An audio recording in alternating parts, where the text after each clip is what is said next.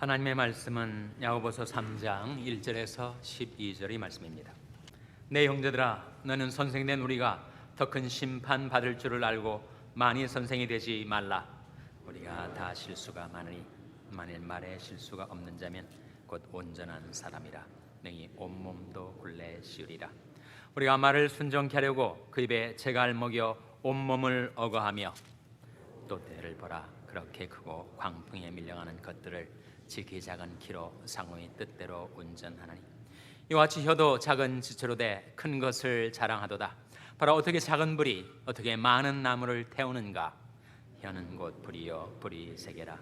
혀는 우리 지체 중에서 온몸을 더럽히고 생의 밖에를 불사르나니 그 사르는 것이 주옥불에서 나느니라. 여러 종류의 짐승과 새며 벌레와 해물은 다 길들므로 사람에게 길들었거니와 혀는 능히 길들일 사람이 없나니 쉬지 아니하는 악이요 죽이는 독이 가득한 것이라. 이것으로 우리가 주 아버지를 찬송하고 또 이것으로 하나님의 형상대로 지음을 받은 사람을 저주하나니 한 입으로 찬송과 저주가 나는도다. 내 형제들아, 이것이 마땅치 아니하니라. 샘이 한 구멍으로 어찌 단물과 쓴물을 내겠느냐. 내 형제들아, 어찌 무화과 나무가 감람 열매를 포도나무가 무화과를 맺겠느냐. 이와 같이 짠물이 단물을 내지 못하느니라. 아멘. 할렐루야. 서로의 평강의 복을 기원하는 마음으로 샬롬 인사 나누시기 바랍니다. 샬롬. 샬롬. 오늘도 우리 아가페 찬양대가 영광 오직 주님께 온 천하 만물 우러러 주를 찬양하라는 은혜로운 찬양을 불러주셨습니다. 우리말 속담에 말 한마디로 천냥빚을 갚는다 하는 말이 있죠. 말이 위력이 얼마나 대단한지 말 한마디인데 천냥빚을 갚게 된다는 거죠. 우리 혀에는 권세가 있다 그랬습니다. 잠언 18장 21절 말씀에 죽고 사는 것이 혀의 권세에 달렸나니 혀를 쓰기를 좋아하는 자는 그 열매를 먹으리라 하신 말씀에 죽고 사는 것이 혀의 권세에 달려있다. 혀의 힘을 보여주고 있는 말씀이죠. 오늘 야고보서 3장에서는 혀의 그 힘이 얼마나 대단한지를 세 가지 비유로 말씀해 주고 있는데, 혀의 힘이 어떠한가? 그것은 마치 재갈과 키와 작은 불과 같다. 그렇게 세 비유를 들고 있습니다. 먼저 오늘 본 말씀 야고보서 3장 3절을 한번 같이 읽겠습니다. 3절 말씀 같이 읽겠습니다. 시작. 우리가 말을 순정케 하려고 그 입에 재갈 먹여 온몸을 어거하며. 재갈이 나오죠. 혀가 재갈과 같다는 거예요. 그럼 말이 얼마나 힘이 셉니까? 사람을 태우고도 전력 질주를 할 수 있는 그 말의 힘을 인간이 어떻게 통제할 수 있어요? 그런데 그 말에다가 재갈을 물리면 그 재갈을 사용해서 말을 이리로 저리로 통제할 수가 있다. 마찬가지로 우리 혀가 작은 것이지만 우리 온몸, 우리 인생의 방향을 좌지우지할 수 있는 그 혀에는 힘이 있다. 혀의 힘을 말이 재갈에 비유한 거죠. 둘째는 키와 같다. 그 다음 구절 4절 말씀 같이 읽겠습니다. 4절 말씀 시작. 또 배를 보라. 그렇게 크고 광풍에 밀려가는 것들을 지극히 작은 키로 사공의 뜻대로 운전하나니. 배가 아무리 커도 그 배를 운전하는 그 작은 키, 로더죠. 헬이라고도 하는 그 키로 큰 배를 다 통제하고 운전합니다. 제가 동부에 목회할 때 엘리자베스라는 시에서 한 교회를 섬겼는데, 항구 도시예요. 뉴욕시로 세계의 수도라고 하는 뉴욕으로 들어오는 엄청난 물량들이 그 엘리자베스 항구를 통해서 들어옵니다. 근데 선언 선교를 하시는 한 분이 저를 초청하셔서 제가 선원들에게 말씀을 증거하고자 항구로 나갔더니 한진 컨테이너선이 들어와 있더라고요. 저는 멀리서만 바라봤지만 배가 그렇게 큰 줄은 몰랐어요. 컨테이너선에 컨테이너 하나만 해도 몇 톤이 되거든요. 이게 수천 개의 컨테이너가 실립니다. 그러니까 몇만 톤의 배가 되는 거죠. 큰 배는 18만 톤까지 된다고 하니까.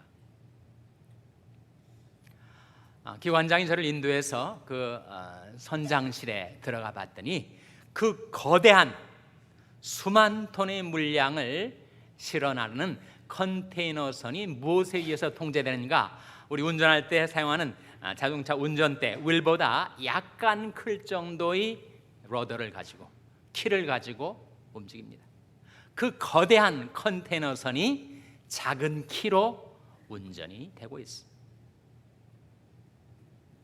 우리 몸의 혀, 백체 중에 지극히 작은 지체이지만 그 혀가 우리 몸을, 우리 온 인생의 향방을 좌지우지한다 하는 거죠. 이 혀의 힘입니다.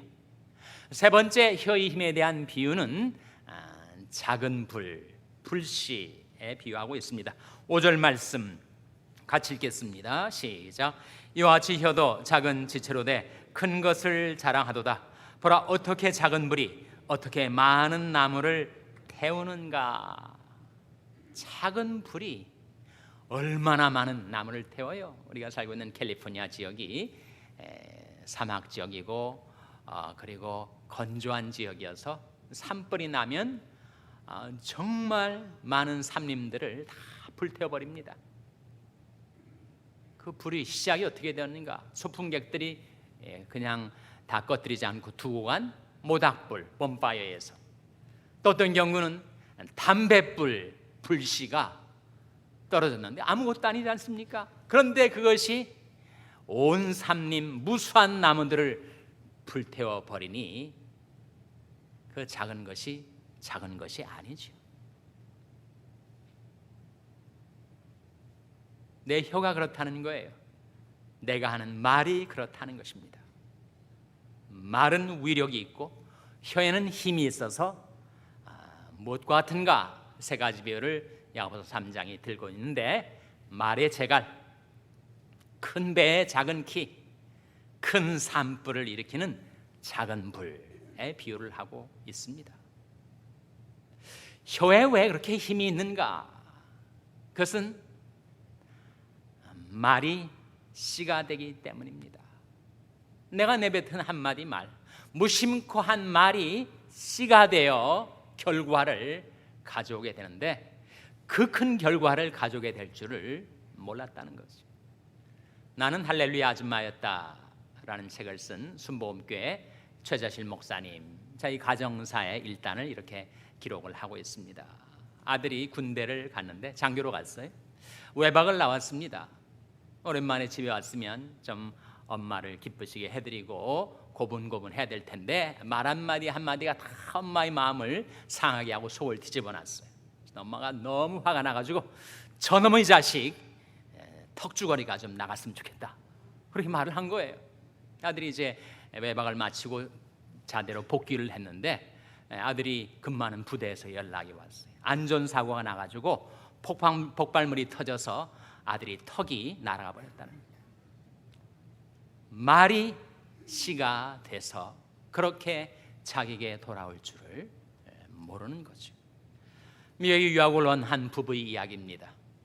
남편이 학위를 마칠 때까지 아내가 정말 고생하면서 뒷바라지를 했어요. 학위를 얻어서 얼마나 기뻤겠어요. 그런데 사소한 말다툼이 발단이 돼가지고 거친 언사를 주고받다가 남편이 화가 나가지고 아내한테 이제 너 같은 건 나는 필요 없어, 이렇게 말을 한 거예요. 그 말을 들은 아내가 자기 학위 얻게 하려고 내가 그렇게 죽을 고생으로 뒷바라지를 했더니 이제는 학위를 얻었다고 나 같은 거 필요 없다고, 그 말이 큰 상처기를 내서 그 부부가 파경의 위기에 내몰리게 되었었습니다. 말은 정말 칼과도 같고 양약과도 같다. 그런 말씀이 잠언 12장 18절에 나와요. 혹은 칼로 찌르는 것 같이 함부로 말하거니와 지혜로운 자의 혀는 양약 같으니라. 똑같은 혀인데 어떤 혀는 칼과 같이 그렇게 많은 상처를 주는 혀가 있고, 어떤 혀는 양약과 같아서 많은 사람들을 고치고 치료하는 양약과 같은 혀가 있다. 그렇게 말씀을 하고 있는 거죠. 혀에 힘이 있는 이유는 하나님께서 입술에 말을 짓는 하나님이시기 때문이다. 이사야 57장 19절 말씀에 나 여호와가 말하노라. 입술에 열매를 짓는 나 여호와가 말하노라. 가까운 데 있는 자에게든지 멀리 있는 자에게든지 평강이 있을지어다, 평강이 있을지어다, 내가 그를 고치리라. 그런 말씀이 나옵니다. 그 말씀 가운데 하나님이 어떤 하나님인가? 하나님은 입술에 열매를 짓는 하나님. 우리 입술로 무슨 말을 했는데 그 말이 열매가 맺어지도록 열매를 지으시는 하나님. 이스라엘 백성이 출애굽을 하지 않았습니까? 애굽에 종살이 하던 데서 구출을 받았으니 구원을 받은 거죠. 그 은혜를 받고 이제 가나안 땅으로 나아가다가 그 광야 생활이 너무 고달프고 힘들었어요. 도대체 이 만나 처음 먹을 때는 좋았는데 이걸 40년을 먹다 보니까 그냥 실증이 나버린 거예요. 반면에 애굽의 종사하던 때를 생각해 봤더니 고깃가마 옆에서 비록 노예지만 고기를 먹고 양파를 먹고 부추와 마늘을 먹고 정력을 보강하고 차라리 그때가 더 나았다. 왜 공연히 우리를 광야로 이끌어내서 고생시키는가? 불평하고 원망이 됐어요. 차라리 죽는 게 낫지. 이렇게 말을 해대고 있었습니다. 근데 민수기 14장 28절 말씀에 하나님이 이렇게 말씀하십니다. 너희 말이 내 귀에 들린 대로 내가 너에게 행하리니. 그런 말씀이 나옵니다. 차라리 죽는 게 낫다고, 노예로 사는 그 옛날이 더 좋았다고, 너희 말이 내 귀에 들린 대로 내가 너에게 행하리니. 왜 그들이 출애굽 이후로 가나안 복지로 못 들어갔는가? 그들이 말 때문에 입술에 열매를 짓는 하나님 앞에 들려진 그들의 말이 그들을 망하게 하였습니다. 이 혀는 길들일 사람이 없다고 했어요. 8절 말씀에 나오지 않습니까? 야고보서 3장 8절 한번 보시기 바랍니다. 야고보서 3장 8절 말씀 같이 읽겠습니다. 시작. 혀는 능히 길들일 사람이 없나니 쉬지 아니하는 악이요 죽이는 독이 가득한 것이라. 혀를 누가 길들일 수가 있어요? 내가 경건한 사람이고 경건의 능력이 있어서 나는 얼마든지 내 혀를 길들일 수 있다. 그렇게 자부할 수 있는 사람은 세상에 한 사람도 없다 하는 거죠. 그러니 일단은 우리 말을 줄여야 합니다. 잠언 10장 19절 말씀에 말이 많으면 허물을 면키 어려우나 그 입술을 제어하는 자는 지혜가 있느니라 하셨으니 일단 좀 말을 많이 줄이는 것이 안전합니다. 사람마다 듣기는 속히하고 말하기는 더디하며 성내기도 더디하라. 미련한 자는 명철을 기뻐하지 아니하고 자기 의사를 드러내기만 기뻐하느니라. 말을 많이 하다 보면 실수가 나옵니다. 우리가 다 실수가 많으니 만일 말에 실수가 없는 자면 곧 온전한 사람이라 능히 온 몸도 굴레 씌우리라.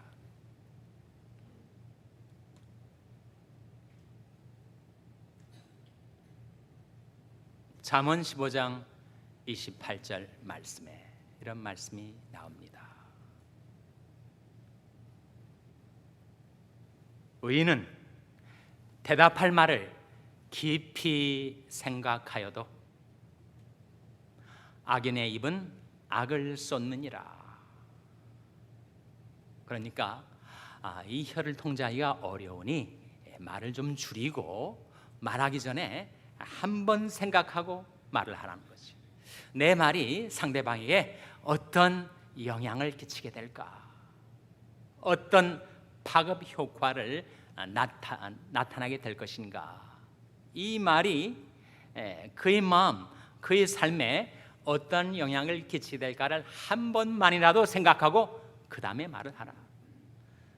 의인은 대답할 말을 깊이 생각하여도 악인의 입은 악을 쏟느니라. 특별히 우리 마음에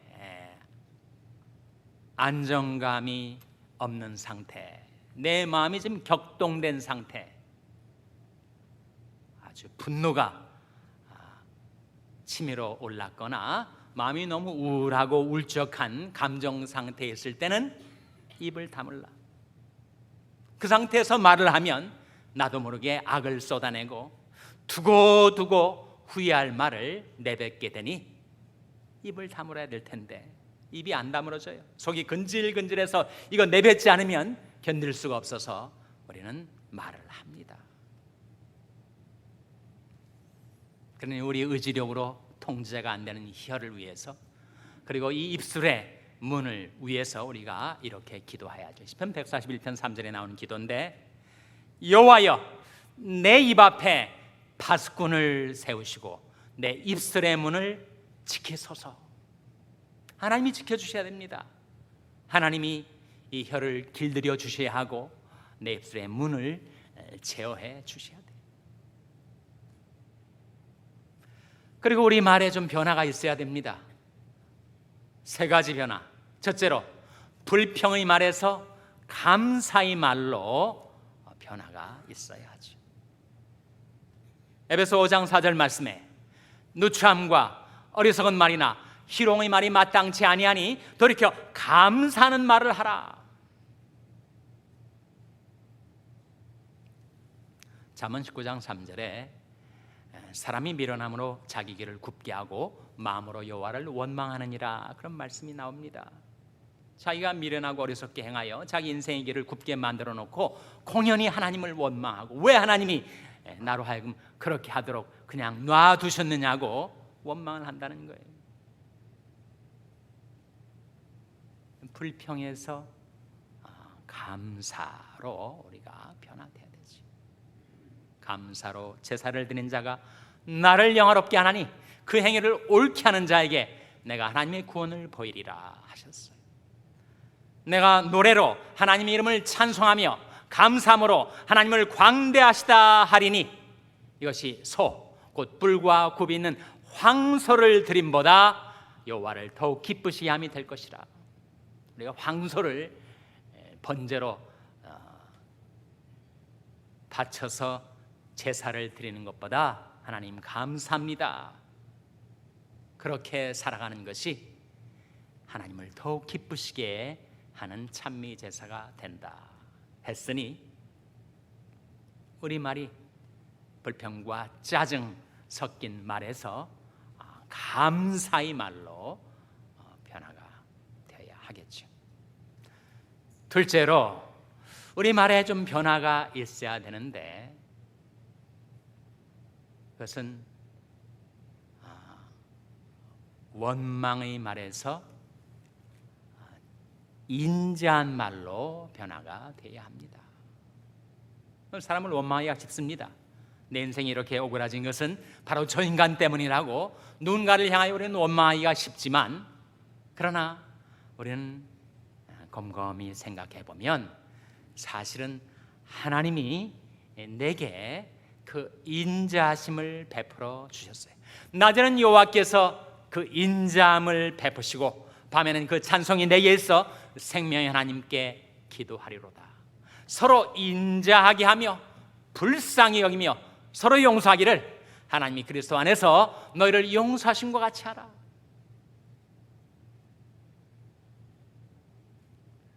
우리는 어떤 시대에 살고 있느냐 하면 비판하고 비평할 수 있는 것이 지성의 척도인 것처럼 되어가는 세대를 살고 있어요. 누가 더 날카롭게 비평하는가, 누가 더 혹독하게 비판하는가, 정말 저 사람은 지성이 있는 사람. 우리가 살고 있는 이 시대의 또 하나의 특징이, 이 시대는 믿음과 신뢰의 가치를 높이기보다는 의심과 회의라는 것을 더 권장하는 시대입니다. 그래서 우리가 비판하며 살아가요. 그리고 비판할 수 있는 능력을 자랑하며 살아갑니다. 그러나 예수님은 정반대로 산상순 가운데 비판을 받지 아니하려거든 비판하지 말라. 너희 비판하는 그 비판으로 너희가 도로 비판을 받을 것이요 너희 헤아리는 그 헤아림으로 너희가 헤아림을 받을 것이니라 말씀하셨어요. 비판은 부메랑과 같습니다. 기역자 모양의 부메랑을 한번 공중에 하늘로 던져보세요. 그것이 빙글빙글 돌아서 던진 사람에게 돌아와 그를 칩니다. 비판이 그렇다는 거예요. 비판이 말해서 우리는 인자한 말로, 사람이 누가 비판받을 것이 전혀 없는 그런 사람이 누가 있겠어요? 그의 결함, 그의 부족을 알고도 지나쳐주는 것, 덮어주는 것, 간과해주는 인자한 말이 그리운 시대입니다. 서로 인자하게 하라. 하나님이 내게 인자하신 말씀으로 대해주신 것처럼 너도 인자한 말로 사람들을 위로하며 격려하며 살아가라. 사실 나도 편치 않고 속이 상할 때 남에게 인자한 말을 하기가 쉽지 않아요. 근데 빌립보서 4장 5절 말씀에 너희 관용을 모든 사람에게 알가라 주께서 가까우시니라 그런 말씀이 나오는데 그 뜻이 뭐겠습니까? 너는 비록 세상에서 고생을 할 때가 있지만 주님이 너를 가까이 하고 계시지 않느냐. 주님이 내 영원한 기업이고 너희 큰 상급이 되시는데 너는 남에게 좀 관용을 베풀 수 있지 않겠느냐. 너희 관용을 모든 사람에게 알게 하라 주께서 가까우시니라. 모든 사람이 서로를 의심하고 회의적인 안목으로 바라보고 비판하고 비평하며 살아가는 이 세대 가운데 남의 부족과 결함을 알면서도 덮어주고 용납해주고 인자함으로 그를 선대해주고 위로하고 격려하고 칭찬하며 사는 말, 비판이 말해서 인자한 말로의 변화가 우리에게 필요합니다. 셋째로 저주의 말에서 축복의 말로 우리 말이 바뀌어야 하죠. 생명을 사모하고 장수하여 복받기를 원한 자가 누구뇨? 내 혀를 악에서 금하며 내 입술을 괴사한 말에서 금할지어다. 악을 버리고 선을 행하며 화평을 찾아 따를지어다. 우리가 남을 축복하며 살면 그에게 축복이 돌아오게 된다는 거죠. 그래서 예수님께서 누가복음 6장에서 이렇게 말씀하셨습니다. 너를 저주하는 자를 위하여 축복하고 너를 모욕하는 자를 위하여 기도하라. 사실 예수님이 그 본을 우리에게 끼쳐주셨습니다. 욕을 받으시되 대신 욕하지 아니하시고 고난을 받으시되 위협하지 아니하시고 오직 공의로 심판하신 자에게 부탁하며 사셨던 예수님. 예수님이 우리에게 내가 혹시 남이 너에게 욕설을 퍼붓고 저주를 할지라도 너는 그를 위해 기도하며 그를 축복하며 살라. 사실은 시편 34편의 말씀이 베드로전서 3장에 이렇게 나옵니다. 마지막으로 너에게 말하노니 너희가 다 마음을 같이하여 채울하며 형제를 사랑하며 불쌍히 여기며 겸손하며 악을 악으로 욕을 욕으로 갚지 말고 도리어 복을 빌라. 이를 위하여 너희가 부르심을 받았으니 이는 복을 유업으로 받게 하려 하심이라. 혀에는 대단한 힘이 있습니다. 말에는 위력이 있어요. 그 혀를 어떻게 쓰며 살아갈 것인가? 우리의 말에 있어서의 세 가지 변화.